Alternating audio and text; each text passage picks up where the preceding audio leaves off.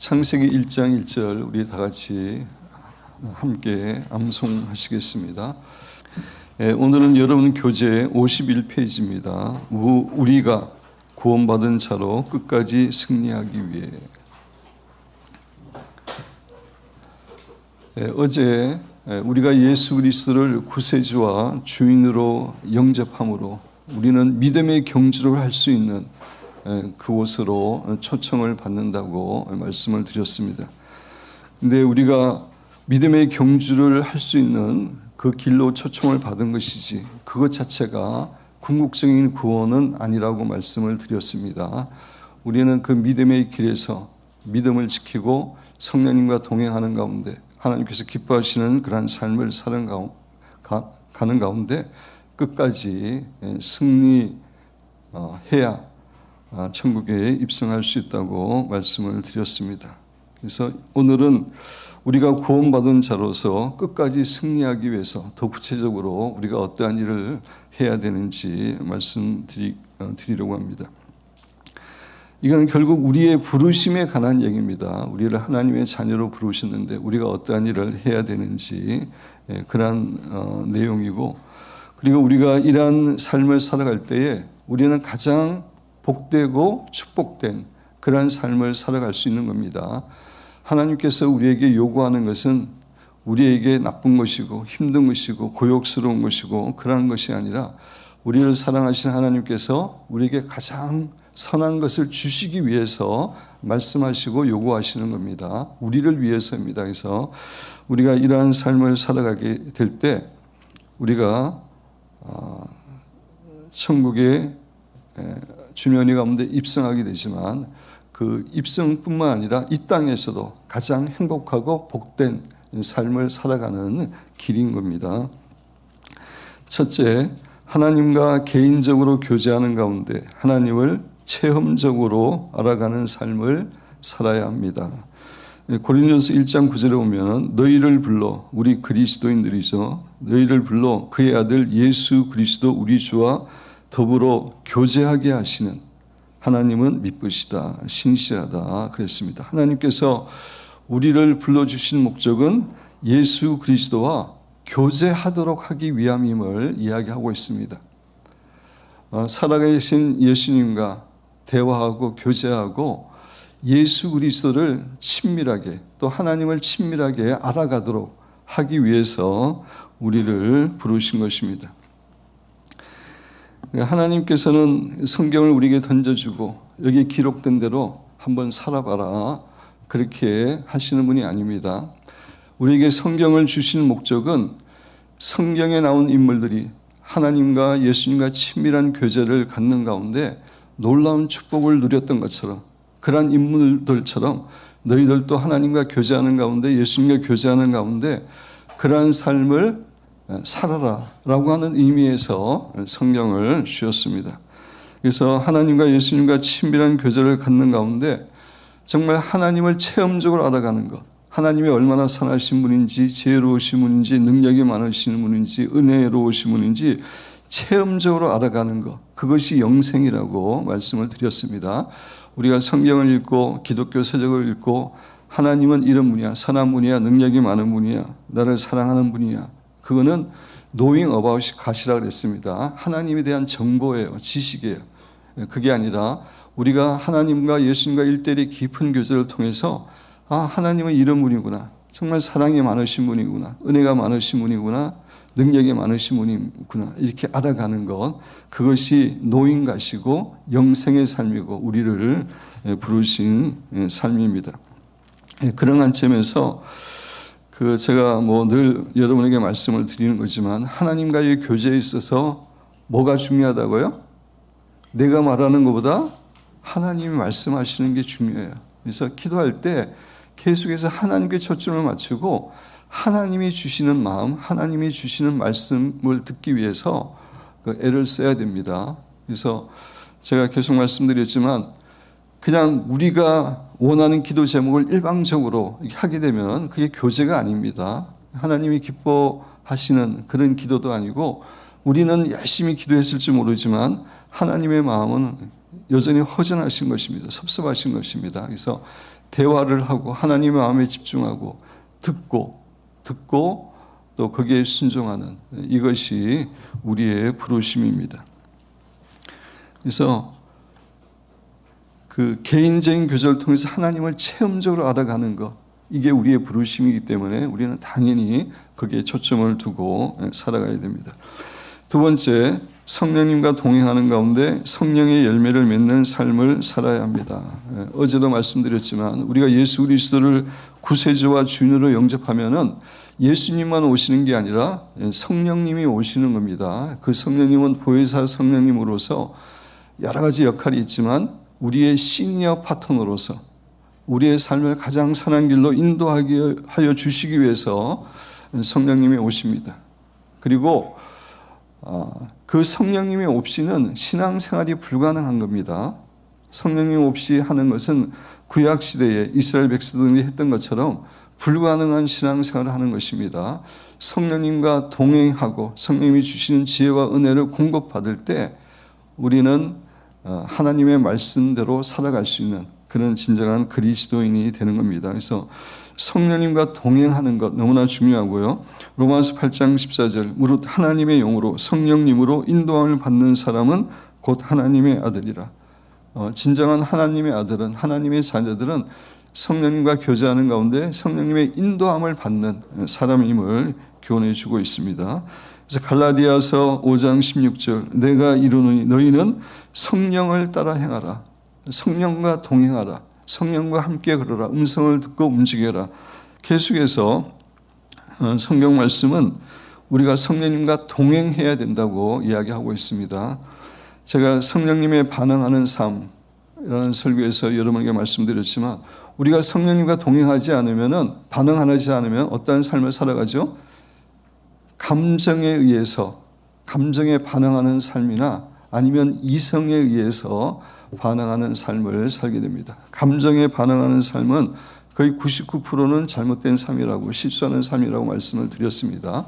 이성에 반응하는 삶도 정확하게 퍼센트를 따질 수는 없지만 반 이상은 틀릴 수 있는 겁니다. 우리 신자에게는. 우리 신자는 이성의 수준에 살아가는 게 아니라 성령님의 음성을 따라 하나님을 따라 그래서 때로는 비이성적이고 합리적이지 못한 그런 명령에도 믿음으로 순종하는 게 신앙생활입니다.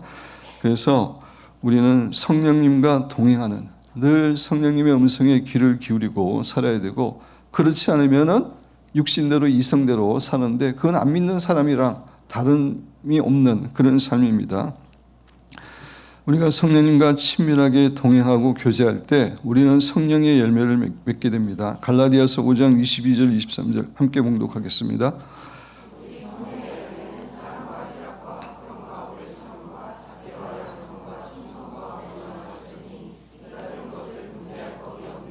네, 성령의 9가지 열매 우리가 잘 알고 있는 것이고 성령의 은사보다 더 본질적인 것은 열매입니다. 은사보다도 열매가 더 앞서야 되는 것입니다. 근데 성령의 열매는 이제 많은 사람들이 신앙생활을 하면서 사랑, 희락, 화평, 오래 참음 이 9가지 열매가 중요하기 때문에 이런 열매를 맺기 위해서 자신이 열심히 노력하고 애쓰는데 그거는 불가능한 겁니다. 성령의 열매입니다. 성령님과 교제할 때, 성령님과 동행할 때 성령께서 이런 사랑과 희락과 화평과 오래 참음과 열매를 맺게 하시는 겁니다. 성령님과 동행하지 않고는 이러한 것들이 불가능하고 성령과 동행하지 않고 우리가 어느 정도 사랑하고 기뻐하고 그럴 수 있지만 그거는 성령의 열매하고는 상관이 없는 겁니다. 성령님과 교제할 때, 동행할 때 성령의 열매를 맺게 되는데 이 9가지 열매가 또 다른 말로 이야기하면은 예수님의 인격과 성품입니다. 하나님의 인격과 성품입니다. 그 요한복음 15장 8절 너희가 열매를 많이 맺으면 내 아버지께서 영광을 받으실 것이요 너희는 내 제자가 되리라. 우리가 열매를 많이 맺어야 하나님께서 영광을 받으시고 우리가 진정한 예수 그리스도의 제자가 됨을 예수님이 말씀해 주시는데 여기서 말하는 열매는 무엇보다도 성령의 열매입니다. 물론 이제 전도의 열매도 여기에 이제 포함되지만 가장 먼저는 성령의 열매를 많이 맺을 때, 성령님과 동행하는 가운데 예수 그리스도의 인격과 성품을 닮아갈 때, 그때 하나님께서 영광을 받으시고 진정한 제자가 된다는 것입니다. 마태복음 7장 17절 이와 같이 좋은 나무마다 아름다운 열매를 맺고 못된 나무가 나쁜 열매를 맺나니 좋은 나무가 나쁜 열매를 맺을 수 없고 당연하죠. 못된 나무가 아름다운 열매를 맺을 수 없느니라. 아름다운 열매를 맺지 아니하는 나무마다 찍혀 불에 던져지느니라. 나무는 우리 그리스도인을 상징하는데 열매를 맺지 못하면은 찍혀서 불에 던져진다고 이야기하고 있습니다. 우리 성도들은 하나님 앞에서 열매를 맺는 그러한 삶을 당연히 살아야 되는데 그 열매는 무엇보다도 성령님과 동행하는 가운데 성령의 열매들, 9가지 열매들, 예수 그리스도의 인격과 성품을 닮아가는 것, 그 열매입니다. 갈라디아서 5장 16절에 보면 내가 이르노니 너희는 성령을 따라 행하라. 그리하면 육체의 욕심을 이루지 아니라 육체의 욕심은 감정과 이성에 따라 살아가는 거죠. 그래서 성령에 따라 살아가는 것, 우리 신자에게 너무나 중요합니다. 히브리서 12장 14절 모든 사람과 더불어 화평함과 거룩함을 따르라. 이것이 없이는, 이것은 거룩함을 가리킨다 그랬습니다. 두 개 다 가리키지 않고 영어 성경에 보면은 거룩함을 가리키는데 거룩함이 없이는 아무도 주를 보지 못하리라. 주를 보지 못하는 것은 천국에 가지 못한다는 것입니다. 여기서 거룩함은 우리가 거룩한 생활을 하는 것, 그런 의미도 있지만 제가 거룩에 대해서 여러분에게 특강을 할 때에 거룩이라는 것은 결국은 예수 그리스도의 성품을 전반적으로 닮아가는 것, 그게 거룩이라고 그랬습니다. 성경에서 말하는. 그래서 예수 그리스도에 닮아가는 그런 모습이 없으면은 주님을 보지 못할 것임을, 천국에 가지 못할 것임을 이렇게 히브리서 기자는 우리에게 교훈해 주고 있습니다. 세 번째, 죄를 미워하고 죄와 피 흘리기까지 싸우는 삶을 살아야 합니다. 거룩하신 하나님은 죄를 참으로 미워하시죠. 시편 5편 4절 주는 죄악을 기뻐하는 신이 아니시니, 죄악을 싫어한다는 겁니다. 악이, 죄가 주와 함께 머물지 못하며, 하나님은 거룩하신 하나님이시고 우리를 거룩한 하나님의 자녀로 부르셨습니다. 그런 관점에서 우리가 죄를 미워하고 죄를 짓지 않기 위해서 피 흘리기까지 싸우는 그러한 삶을 살기를 원하십니다. 히브리서 12장 4절 같이 읽겠습니다.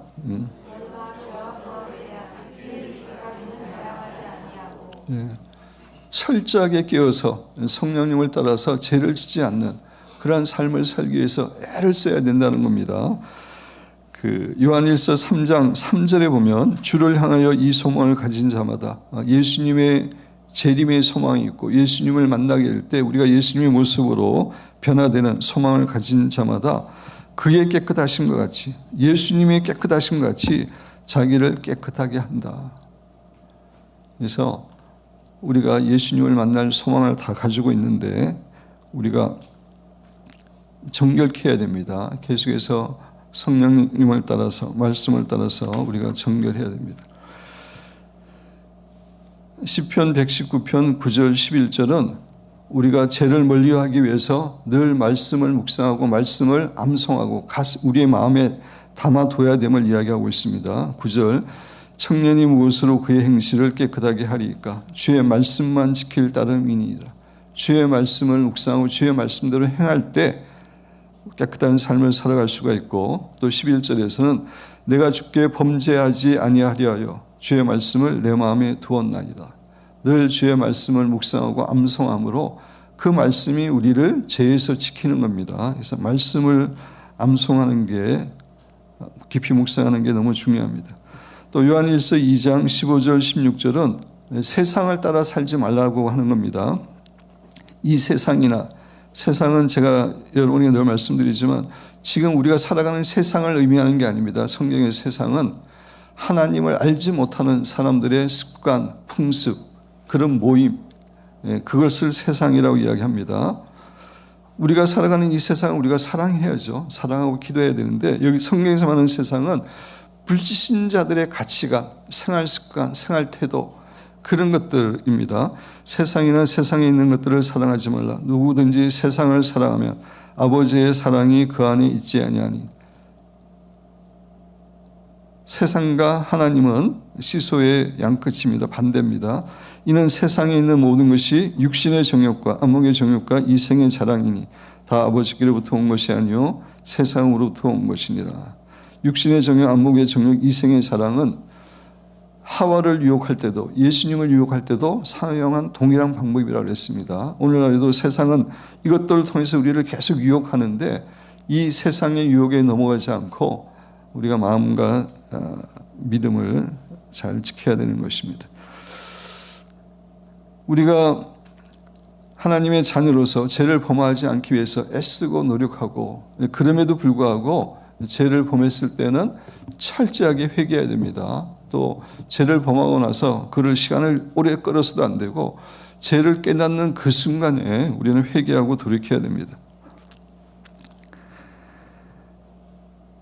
요한계시록 22장 14절 자기 두루마기를 빠는 자들은 복이 있나니 이는 그들이 생명나무에 나아가며 문들을 통하여 성에 들어갈 권세를 받으려 함이로다. 요한계시록 설교할 때 제가 자세히 설명을 드렸습니다. 자기 두루마기를 빤다는 의미는 철저하게 회개한다는 의미입니다. 그래서 철저하게 회개하는 자들만이 생명나무에 들어가며 새 예루살렘 성에 생명나무가 있습니다. 문들을 통하여 성에 새 예루살렘 성입니다. 들어갈 권세를 받으려 함이로라.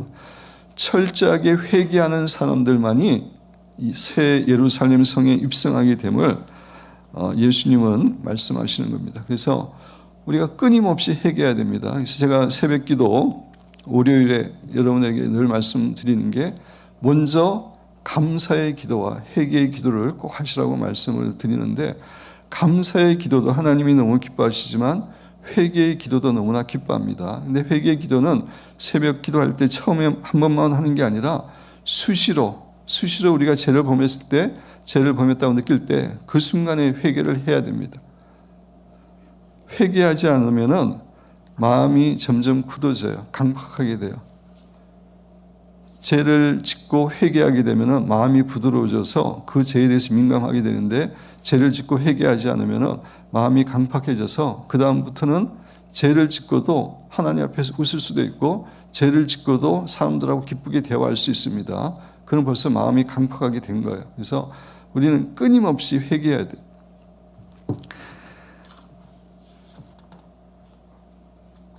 야고보서 1장 17절 이와 같이 행함이 없는 믿음은 그 자체가 죽은 것이라.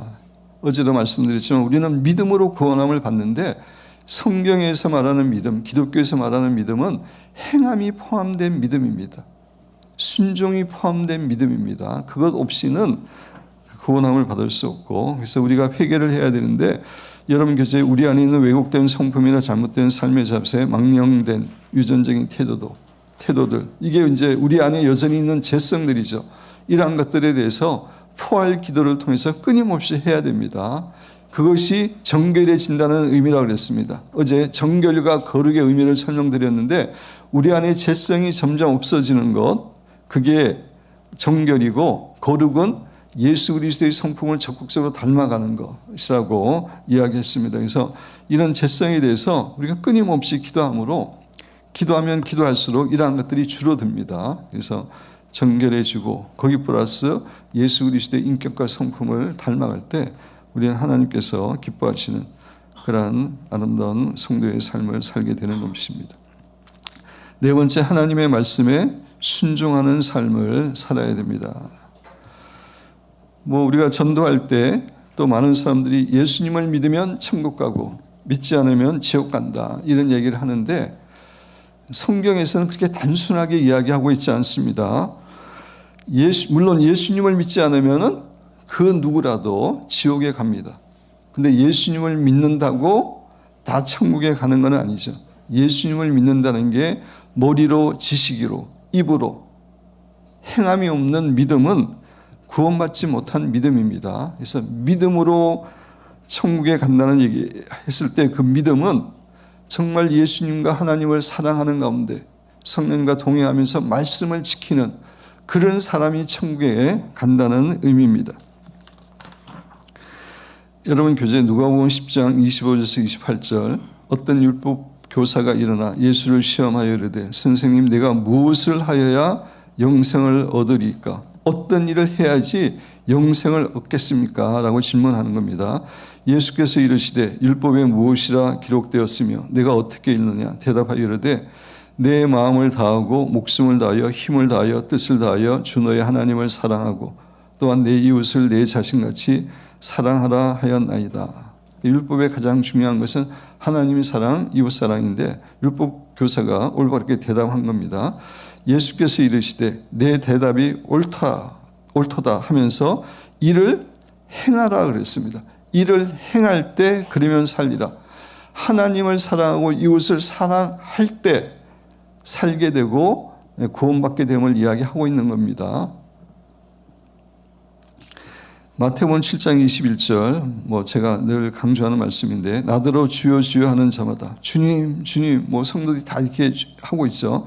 다 천국에 들어갈 것이 아니요 다만 하늘에 계신 내 아버지의 뜻대로 행하는 자라야 들어가리라. 말씀에 순종하는 자들이 천국에 들어갑니다. 누가복음 6장 46절 너희는 나를 불러 주여 주여 하면서 주님 주님 하면서 어찌하여 내가 말하는 것을 행하지 않느냐. 그 당시에 이스라엘 백성들에게 이야기한 거지만 오늘날 우리에게도 말씀하는 겁니다. 주님 주님 부르고 말씀에 순종하라는 얘기입니다. 요한일서 2장 5절 누구든지 그의 말씀을 지키는 자는 하나님의 사랑이 참으로 그 속에서 온전하게 되었느니 이로써 우리가 그의 안에 있는 줄을 아노라. 말씀을 지킬 때 하나님의 사랑이 우리 안에서 온전하게 되었고 그래서 우리가 진정으로 주님 안에 있는 하나님 안에 있는 신자임을 알게 된다는 것입니다. 그의 안에 산다고 하는 자는 우리 그리스도인을 가리키는 건데 그가 행하시는 대로 예수님께서 행하시는 대로 우리도 행해야 됨을 강조하고 있습니다. 마태복음 16장 24절 예수께서 제자들에게 이르시되 누구든지 나를 따라오려거든 자기를 부인하고 자기 십자가를 지고 나를 따를 것이니라. 자기의 주권을 내려놓고 주인 되신 예수님의 말씀에 하나님의 말씀에 순종하는 삶을 살아가는 것이 진정한 십자가의 길이고 제자의 길임을 교훈하는 것입니다. 그래서 어제 제가 제시카 윤 목사님의 책에서 인용했지만 은혜의 복음, 그죠? 은혜의 복음을 통해서는 우리가 믿음의 경주로 올라가게 되는 겁니다. 믿음의 경주에서는 진리의 복음을 살아야 되는 겁니다. 성령님과 동행하는 가운데 말씀에 순종하는 가운데 크리스찬으로 삶을 끝까지 믿음을 지키고 살아가야 되는 겁니다. 철로 역정이 그것을 분명하게 보여주고 있잖아요. 그죠? 철로 역정이 정말 좋은 책인데 신앙생활이 그냥 예수님 믿으면 구원받는 그런 심플한 게 아닙니다. 믿음의 길을 인내하면서 믿음을 지키면서 성령님과 동행해야 되는 겁니다. 다섯 번째, 예수님의 보혈을 우리의 생각과 마음과 몸에 계속 뿌리는 삶을 살아야 됩니다. 베드로전서 1장 2절에 보면 곧 하나님 아버지의 미리 아심을 따라 예지를 따라 성령이 거룩하게 하심으로 순종함과 예수 그리스도의 피뿌림을 얻기 위하여 택하심을 받은 자들. 우리 그리스도인들에 대해서 정의를 내리는데 성령이 그렇게 하심으로 순종함과 순종하기 위해서 부르심을 받은 자들이고 또 하나는 예수 그리스도의 피뿌림을 얻기 위해서 택하심을 받은 자들이라고 하고 있습니다. 교환하고 있습니다. 그런 관점에서 우리는 끊임없이 예수 그리스도의 보혈을 믿음으로 뿌려야 됩니다. 믿음으로 뿌릴 때 정결케 되고 거룩해 되고 또한 보호를 받게 됩니다. 영적으로. 예수 그리스도의 보혈이 뿌려지는 데는 귀신의 세력이 무서워하고 가기를 원치 않습니다. 자기들이 십자가에서 패배했기 때문에 보혈을 보는 순간에 자기들의 그 패배가 다시 생각나고 그러기 때문에 보혈이 있는 곳에 가지 않습니다. 그래서 보혈을 뿌릴 때 정결케 되고 거룩해 되고 또 영적으로도 보호받게 되는 겁니다. 여섯 번째, 영원한 천국의 상급을 쌓는 삶을 살아야 됩니다. 우리의 영원한 본향, 우리의 진짜 고향은 천국이죠. 그래서 제가 늘 말씀드리지만 4차원의 세계에 의해서 3차원의 세계가 만들어졌습니다.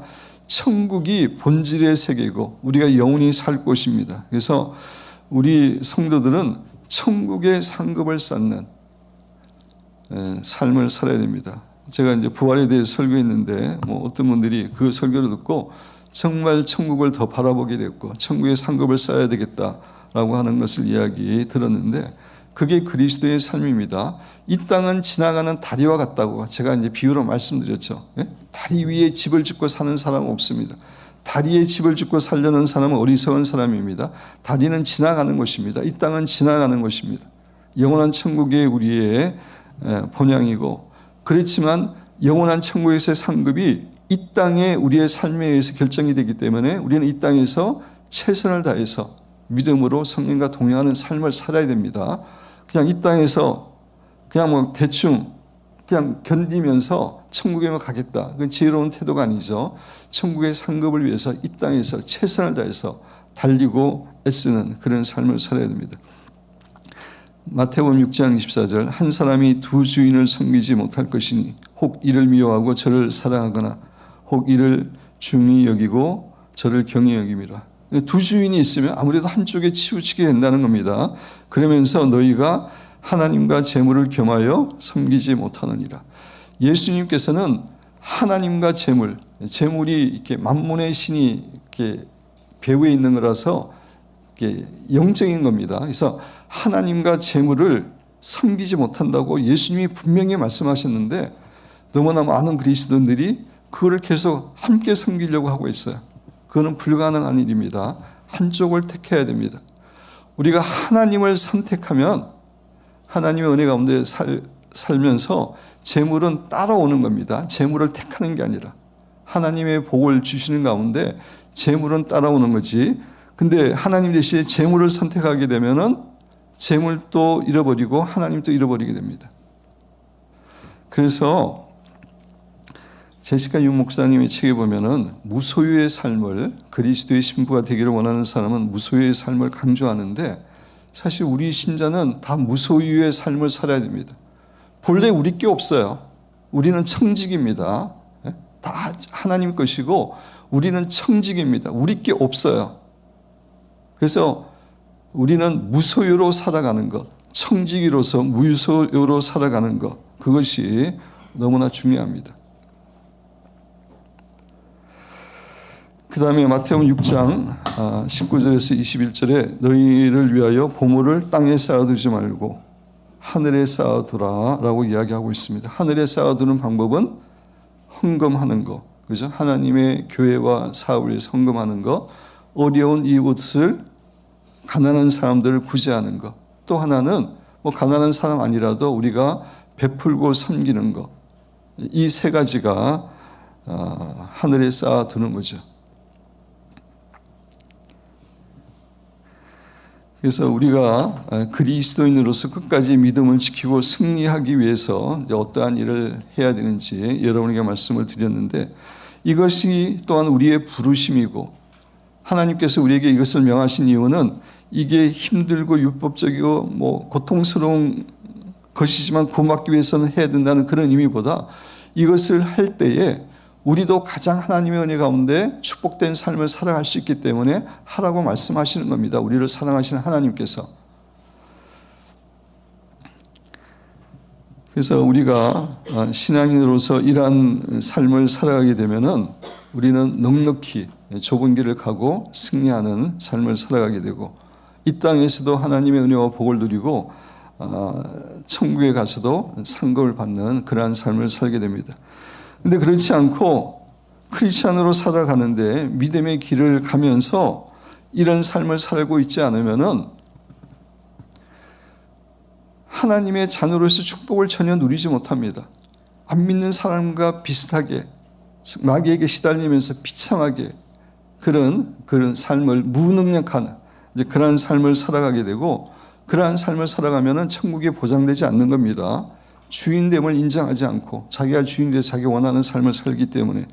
그러나 우리가 여기서 말하고 있는 6가지를 신실하게 지키면서 살아갈 때 우리는 하나님께서 예비한 모든 축복을 누리게 되고 그래서 영생이 아까 전에 하나님과 예수님을 알아가는 것이라 그랬잖아요. 그런 사람이 천국 가는 겁니다. 영원한 천국에 살아가는 겁니다. 그런 거 없이